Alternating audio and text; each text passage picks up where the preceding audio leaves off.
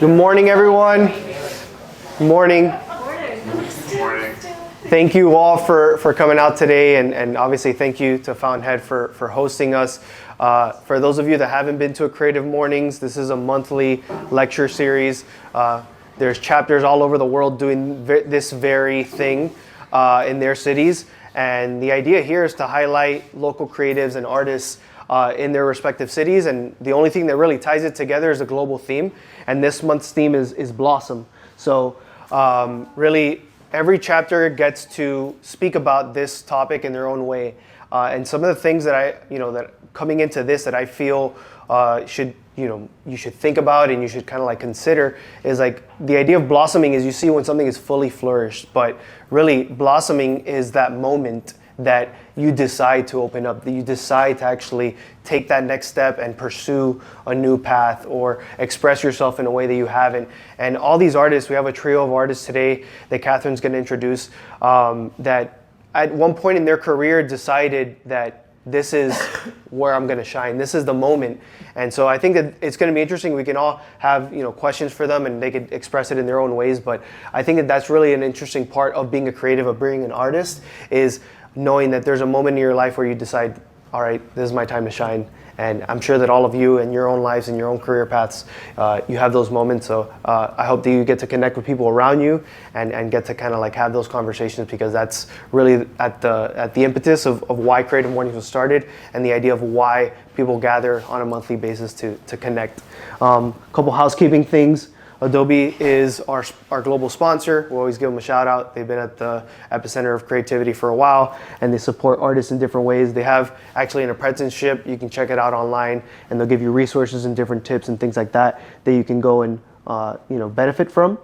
As I mentioned, Creative Mornings is a global organization. You have over 250 chapters at this point across 70 countries. There's all these videos that get recorded and they go on YouTube. So there's like hours and hours and hours of video that you can check out from other chapters and other speakers around the world. So I encourage you to check that out. And really this is about bringing people together, and really word of mouth is still at the core of how we grow and how we like foster this community. So next time, if you happen to be going to an event, bring a friend, tell a friend, and that's the way that we can kind of like make these connections happen. And if you're looking to volunteer, you can reach out to our email addresses, and you can or reach out directly to me, and we'll connect and see how you can join us. And if you're tagging us on Instagram, that's our handle at Miami_CM. And again, special thanks to Fountainhead for hosting us today. And I'll hand it off to Catherine so she can kind of introduce. Thank you so much. Dude, thank you. I was like, that was such a, I love the theme, Blossom. Yeah. Like, I think that I didn't know about that until just now. But I think it's an amazing theme, because I think in many ways, well, one of the things we do something called team studio visits when we welcome artists for, when they all first come here. And one of the things that we ask is like, when did you say, I'm an artist? And this is, one, I'm an artist, right? And then two, when did you decide that this was your calling, your path in life, and what you were going to, do for the rest of your lives? So I do think there are many times that we individually blossom in a number of different ways in our life, and I think it's just a beautiful theme. And I like how you did the bring a friend, add a friend, all of that, because really Fountainhead's growth has been organic as well. You won't really see any advertising from us. We believe that people come here when they're meant to be here, and if you like what you see, we invite you to come back. So let me tell you where the hell you are. So my name's Catherine Mikesell, and I co-founded this organization with my husband nearly 18 years ago. Thank you. And I am blessed to have two amazing team members here with me today. Nicole Martinez, who is our first team member, and she's been with us for over 8 years. And Natalie Galindo, who has joined us, and she's our deputy director. And Natalie Galindo is our newest team member. She's been with us a little over a year, and she's our program manager. So I highly encourage you to get to know these two. They're phenomenal women, and I am honored and proud to have them on our team. So Fountainhead is a residency program. You are in the home and the workspace of Fountainhead, so the artists live and work here. As I said, we've been going for nearly 18 years. We've hosted over 600 artists from 50 different countries. We often bring people together that are from different countries. You happen to be here at a time when we have a fully international residency. So you'll have the opportunity to talk to Mamali and his partner Domenico. Mamali was born in Iran, Domenico in Berlin, and they're living in France right now. And then Anna, I'm sorry, because you're too close and right in front of me. Anna, who was born in Ukraine, raised in Israel, now living in London. And then we have Andrew, who you just stayed in one country, born and raised in Mexico. So this is a very international group. Sometimes you'll come and it'll be all people based in the United States and a mix. We look to find artists that are at like a precipice, like a turning point, an inflection point within their career. So something that we as an organization can have an impact in helping them. We say that we're in the business of making connections and planting seeds. So while they're here, they have a number of studio visits, one-on-one studio visits with arts professionals, be it curators, museum teams, gallery owners, historians, so those people can learn about their work, and also that they can gain feedback on the work and new ideas, and really just, again, plant a seed for what opportunities could be created in the future. And then we host one public event at the end of each residency. This month is October 9th. They're on Thursday night. So if you want to come back, you're here relatively early, so there's not a ton of mayhem happening in the house. Sometimes when you come for the open houses, it's full of mayhem in the most beautiful way. But so October 9th is our open house. It's from 7 to 8:30. Everyone is welcome, so feel free to come and bring a friend. We also love to host groups like yourself and people that, maybe we host a lot of events, obviously, for museum membership groups and things like that, but we're always looking for other groups to that are interested in the arts but maybe not immersed in the arts in the way we are, because one of the reasons why Fountainhead was founded, in addition to supporting incredible artists, was to bring people into our art world, which is a place of inspiration, creativity, one that didn't have walls. It wasn't elite. It was just about human beings meeting one another, getting to know one another, inspiring one another, and to find the beauty in our differences. I think a lot of what we do is just about bringing together humanity, create, whatever that word is. It's just, and it's something that I felt we needed 18 years ago, and I feel like we really need now. If you're involved in other organizations, please feel free to reach out to us. We love hosting, things at this time of day when it's a little quieter and there's not 20 million events going on at night. And then we also, just so you know, you can follow us on Instagram. We're Fountainhead Arts, Fountainhead Arts.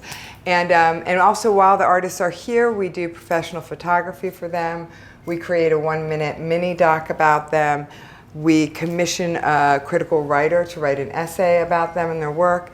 And then at the end of each year, we create, I don't know where one is, but Nat will find one. We create a coffee table book. So this is a book that has all of our artists. That's an older one, but, oh no, that's 2020, that's last year. Yeah. Sorry. So it's a beautiful coffee table book that highlights each of the artists, that has the photography and the writing. And also all of this lives on our website under FHTV. So if you go there, you can see hundreds of these mini docs. They're shared on PBS, or used to be. Hopefully they will continue to be available on PBS. So you can, even if you're not able to make it, you can continue to see the artists that we're bringing here, and please feel free to share broadly. And if you're interested in being connected with one of the artists, we're always happy, to make those connections. We also have a membership group. We have a contemporaries group, which is 35 and under. We do not call our groups collectors groups, because while we love creating new collectors, that is what we're trying to do in some ways, but we really are just trying to open people up to how the arts can feed you, because I really believe that artists change the way we walk through the world. They change the way we see the world, the way we see one another. They open our eyes to challenges and opportunities that we might not otherwise see. So, and so through this membership group, we travel together, we do events, you know, like you, going out and about in the community, and then we have our own private breakfast, so you can come and meet the artist each session. So, Nicole, am I missing anything? Probably.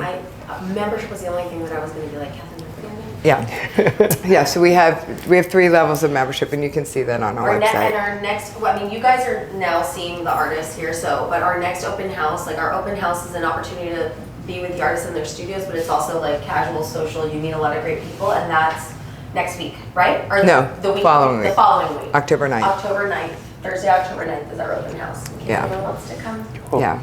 And yeah, so I think the run of show is going to be that we're going to go together as a group and hear from each artist.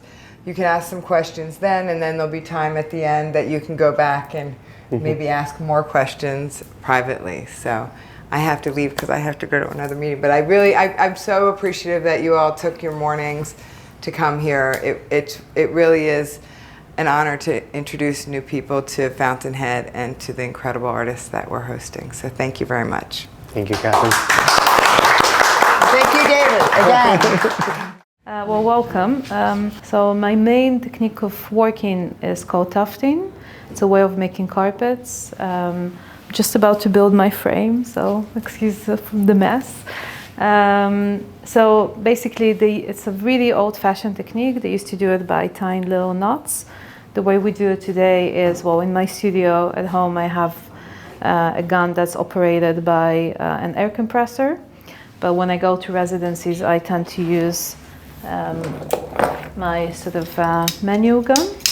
The idea is once the frame is built, you have a fabric, and then the yarn goes through the gun and creates little knots. It's the same technique, really, as it used to be.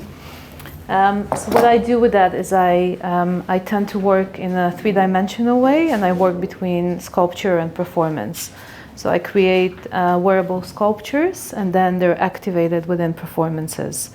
So some of the things you see on that wall behind you are sort of examples of what I do. So this is a more 2D technique, wall-based, and this is one of the hats that's a 3D work. And once I do a lot of sketches, so you can have a look later at some of the works on paper. And once I know what I want to create, I will have a pattern maker who would make the sort of shape I would like to make. And then each piece is being tufted on the screen and then sewn together to create a 3D shape.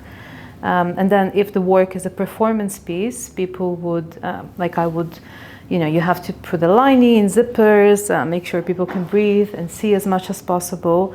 And then I work collaboratively with a music producer and a choreograph to create sort of the movement and the sound score that follow the work.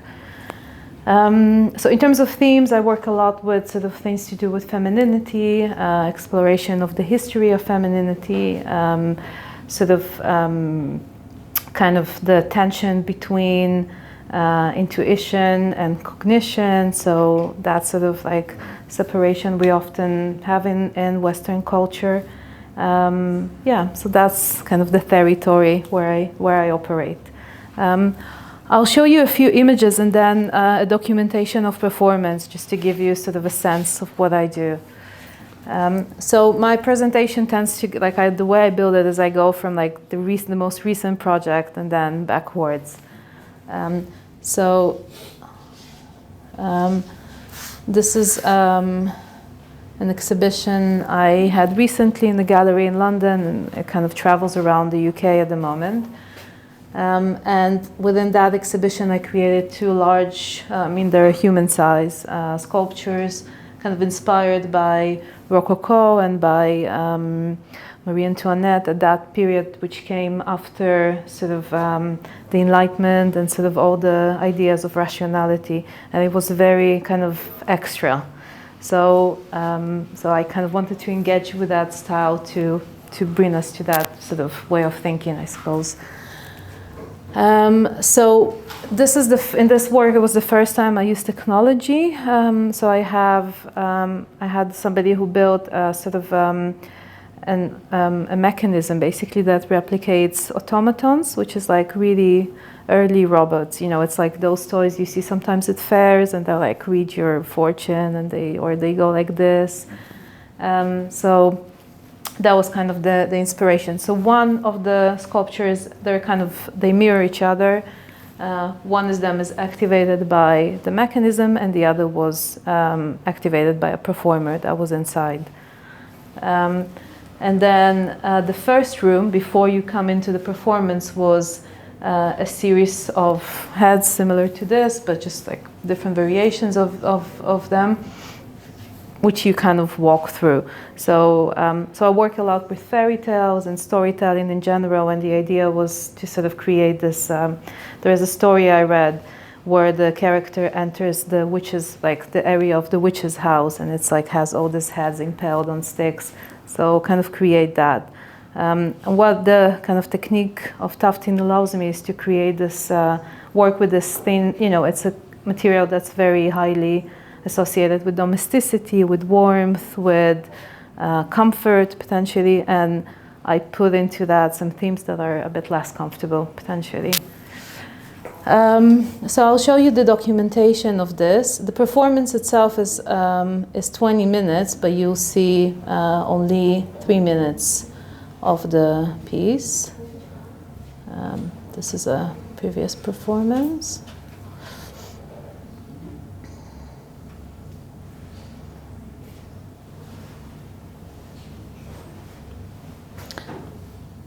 So the exhibition's title is a leap of sympathy, and it's from this philosopher called Henry Bergson. He talked about our experience of being able to understand another and the difficulty of it, in a sense, to really see the other.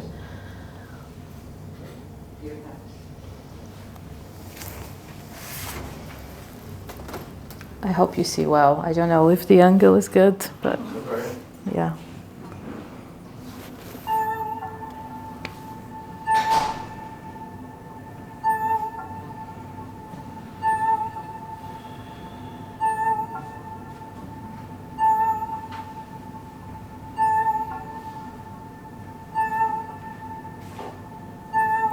So this sound we are hearing, that was playing in the exhibition space throughout the exhibition, but when you see the performance, that was played live. So the choreograph activates the mechanism of the robot live, the performer responds to them, and the sound is also played live too. So it's a kind of a three-way conversation that happens. And then the works on paper you see is, as I said, kind of part of the process, and gradually they became more of independent pieces as well. And that's part of what I'm trying to sort of play around with while I'm here as well.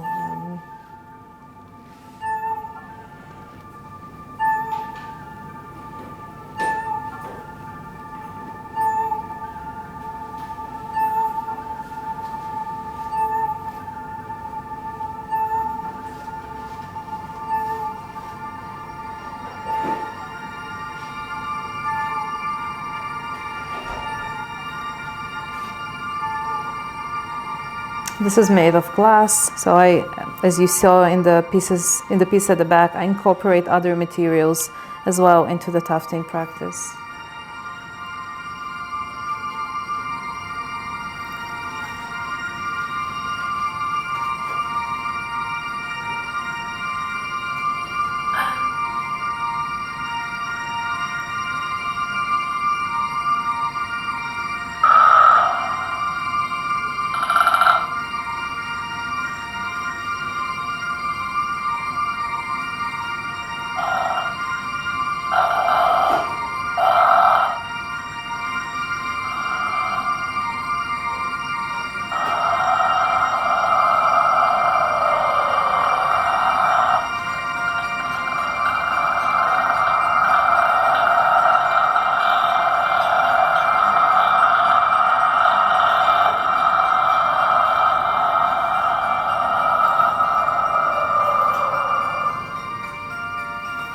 Come on, you can stand here.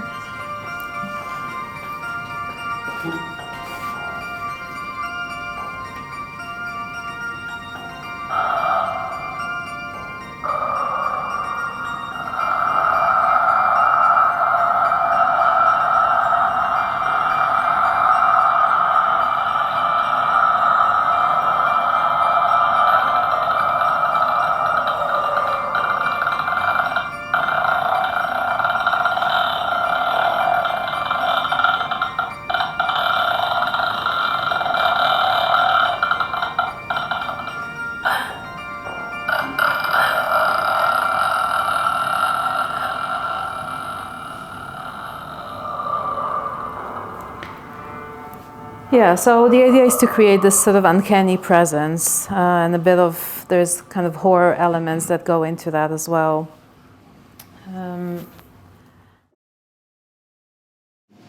Yeah, so I grew up in a border city called Tijuana, right in the border with California. And so it's a city that it's a very industrial city because most of the labor there has to do with people in the border, mainly engineers, working for corporations in the US that send work back to Mexico, right? But it's mainly work that has to do with the military industrial complex because San Diego is a very militarized city. And I also come from a family of engineers. That's how I kind of learned how to make 3D models because after school I would spend time in my dad's factory opening his softwares and then playing around with the software until he teach me how to make 3D models. But then I decided to not be an engineer, and then I decided to be an artist, which, yeah. How was that received? Very well, very well. Really, extremely well. Like my family sent me to like art workshops when I was like 10 years old and 12. And by 15, I already knew what contemporary art was. So I was making like these very shitty conceptual artworks, just throwing stuff on the floor and calling it art. But for me, it was very formative because at a very young age, that let me like break free from trying to be like a traditional artist. It was really nice for me. And well, I have several shows going on right now, but I'm just gonna focus on one, and then I'm talk you about a new work and what I'm doing at the residency. But you can pass this along. These are from my current show at MOAC, that is the Museum of Contemporary Art in Mexico, where I did a whole research on zombie figures, and a corporation called Bohemian Interactive. That Bohemian Interactive became very famous in the early 2010s because they developed a video game called DayZ, which became very popular amongst teenage video gamers. Like I was 12 at the time when they released that video game. But they also developed the main software for the training of the US military soldiers. So for me, there's like a very perverse but also fascinating thing of the same enterprise making the most popular zombie game, but at the same time producing training for the military. So what this project does is that actually speculates on what video game techniques and 3D assets are shared between those two softwares. And a lot of my practice actually starts by writing poetry. Like usually artists that have worked with installation or animation start by drawing. But for me, it's like very important just to like write poetry because it becomes like a way of giving like a poetic shape to these things that are more research-based. Because sometimes I found research-based art tends to be more formal on what type of aesthetic they want to show. So if I make poetry, that lets me like play around with the team, and then eventually the work becomes material. But that, you can see it here. But I have another work that is about a Jack in the Box fast food restaurant that is located in the border from San Isidro, in the border of San Isidro, where that is, when you cross from Tijuana to the US. And I'm Mexican. I grew up in Mexico, but my dad is from the US. And because of a legal problem, he wasn't able to cross back to Tijuana when I was like 9 years old. And we will meet with him on Sundays at this fast food restaurant place. And what I did is that I recreated that whole place inside a video game engine and made a film where a series of spectral entities are like invading this place, and at the same time there's like a whole poem that I read during the animation, but I'm just gonna show you the trailer.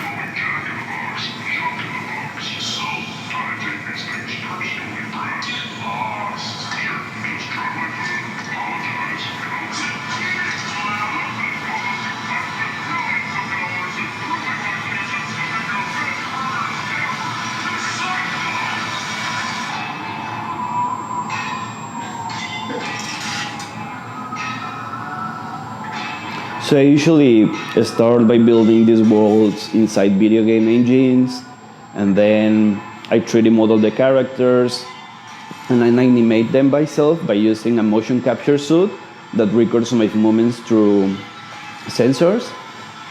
Because for me it's like important that my body appears inside the video piece, because a lot of people tend to consider technological, like digital art, something immaterial, right? But I'm really against the idea of digital things being immaterial. So for me, it's like a way of giving body to the piece and being part of the work without necessarily having to do anything to do. It doesn't add to the discourse of the work, but it's more about the process and me being inside of it, but also about how, because roleplay comes around in my work a lot. Like in this project, I act as 4 zombie teenagers, but in this, I'm pretending to be ghosts inside a place, so I dance, I cook, I clean the place, and I play all the characters. And the music is made by Espectro Caudillo, or Ruben Torres, who is a musician also from Tijuana. Now he lives in New York, but at the time when when this project happened, like the story of the project happened, I was 9, 12. He was 20, 19, and he was making experimental music in Tijuana, and I really look up to him. So for me, and he made like this very experimental music where he mixed electronic music with regional instruments from Mexico, but it also had like a very ghostly, haunted aesthetic to it. So for me, it made sense to reach out to him when working on this project. And I usually show the works inside video installations like this. So the show is right now presented at the SCAD Museum of Art and at the Sao Paulo Biennial. So this is the documentation for the show at SCAD. So the first thing you see as you enter the gallery space is just like a pitch dark space that is just illuminated by a red light that resembles the light box of the Jack place, and a storefront door that we installed inside the gallery. And as you enter the space, you see 4 tables, and each of the tables has a sculpture on top of them. Those sculptures are 3D print versions of toys from the 90s that Jack in the Box sold with their burgers.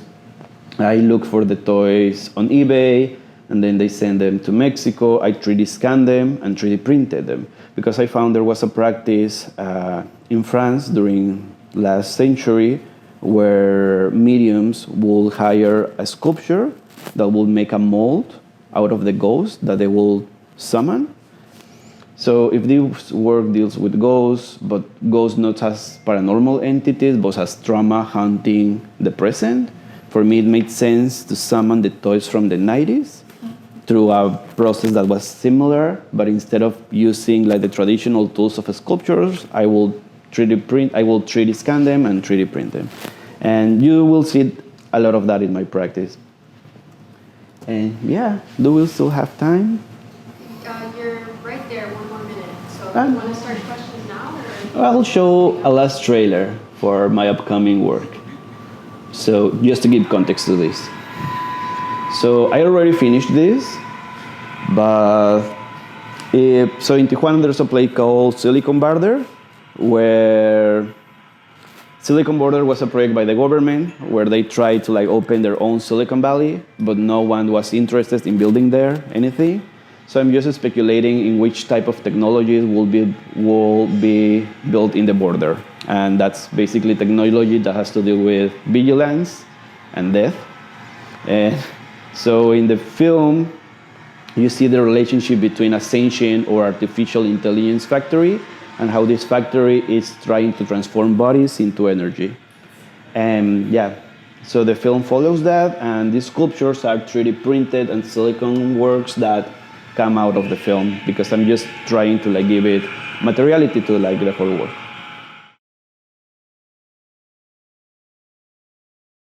Thank you for being here. My name is Mamali Shafahi. I'm an artist originally from Iran. I lived in France for the last 20 years. I moved to France. I studied 2 years of photography in Iran before moving to France in 2005. Already as a kid, I wanted to be a filmmaker because in Iran, cinema was the only medium, was like publicly very important and was allowed to the artists to make movies back then during the war and after the war. And the visual art was, it was really a niche. Like it was either the artists after the revolution, they either had to leave the country or they were like really in their own zone. Like it was no public presentation for visual art. Then when I arrived to France, I studied in one of the Beaux-Arts near Paris, video performance, and my early works. I show you my works from 2013, and I go quite fast for the early work to have time for explaining more recent work. Back then I was I was interested to I was doing lots of video works, video installation, and most of the time it was a conversation between virtual and real object, the reality and the layers. I was doing videos, multi-layers, quite complex in edits. I was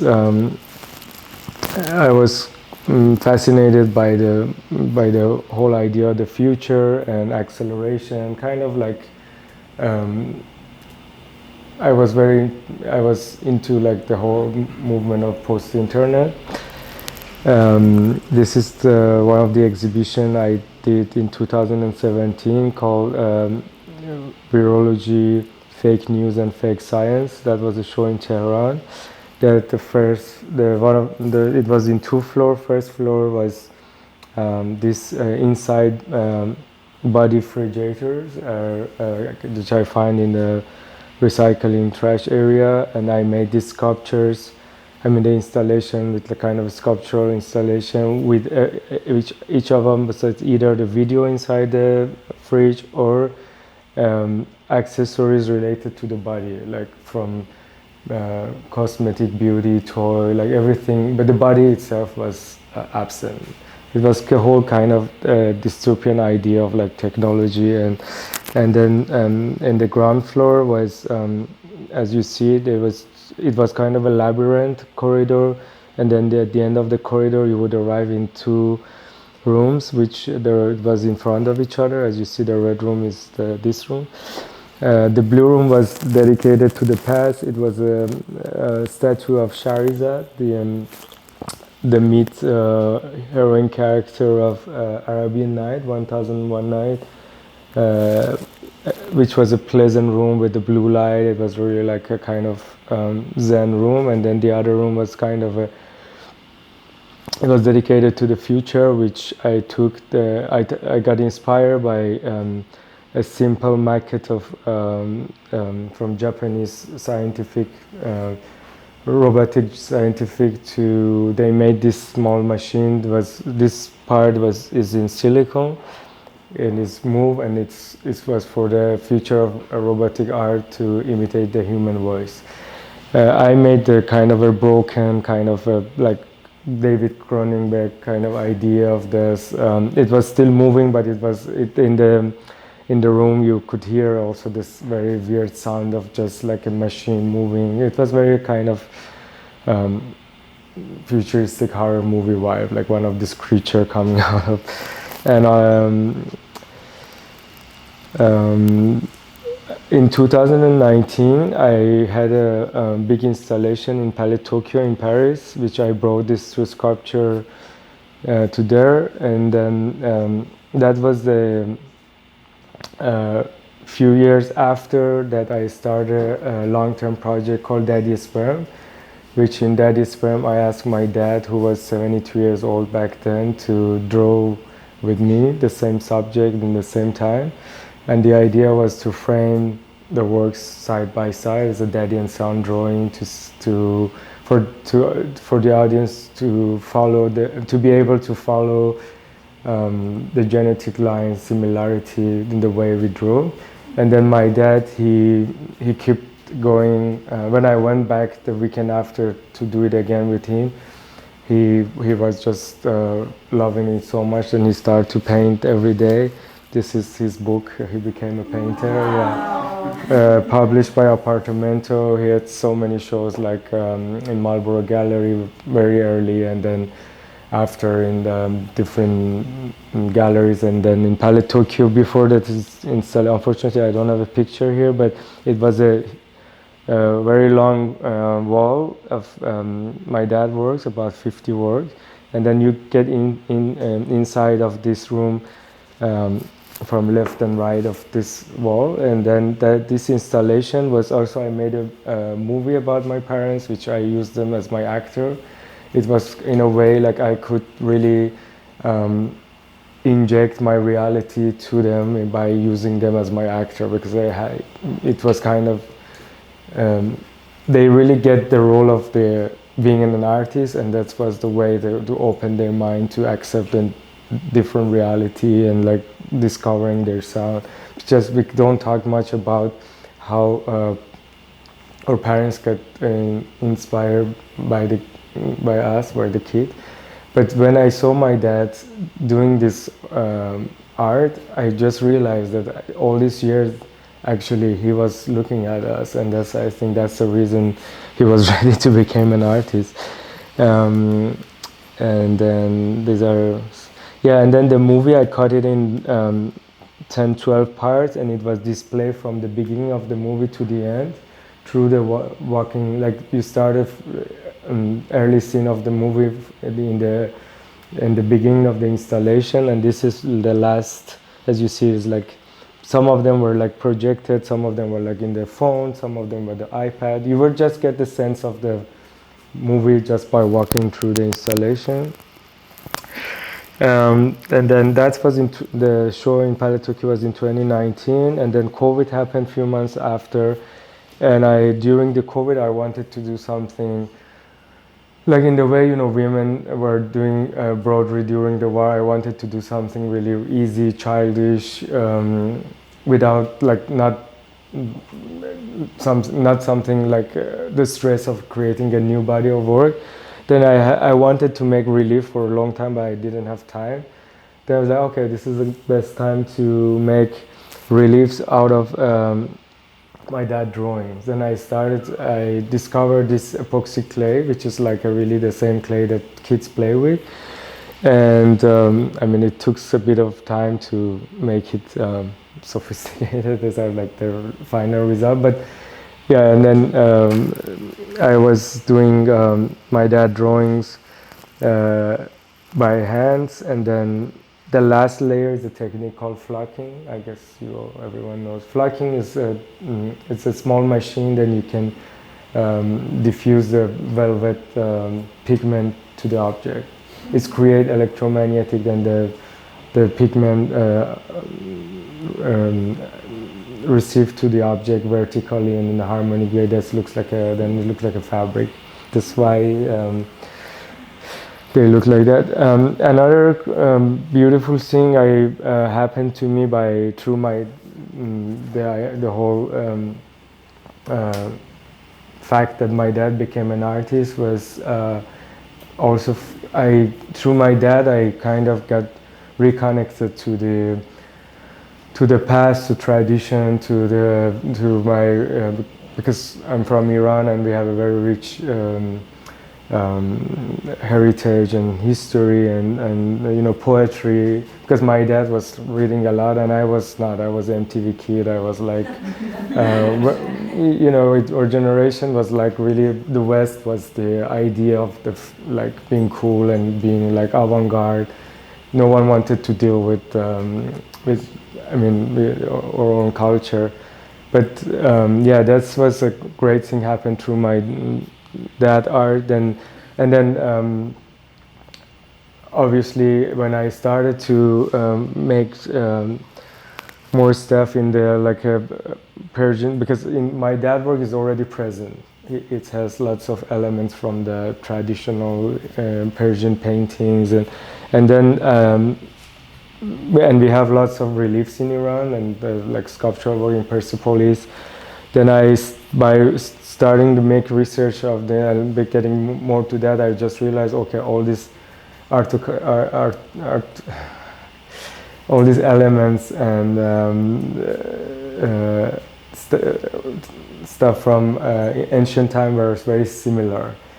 And that's I started to travel more, even to go to all this like anthropology museum and making, just in terms of aesthetic, not like what his work's about, but I really enjoy the fact and using these textures and figures and like for example in this work there is a temple, but we can't say which temple it's. I really wanted to give this familiar symbolic aesthetics to create my own narrative, which is it was still in the duality of, in my head was still future was very very bold, but it was like it was still a conversation of past in the future, basically I could kind of call it. Then these are more works because the time is that was a big fountain I made in first I showed in Tehran, but this is in the Paris. Again, as you see, there is lots of elements which create a complexity out of the stuff we know. Like I guess it's kind of these are more works. These are one of the last solo show I did in Athens. I changed the light during the exhibitions to create also like another aspect of reality, but I just want to remind to my audience, by just changing the light, how much our perception change also. Is this like I did few exhibitions, then just the light was switching on and off and changing the thing. These are my new works. We do paintings with my partner together since almost 2 years.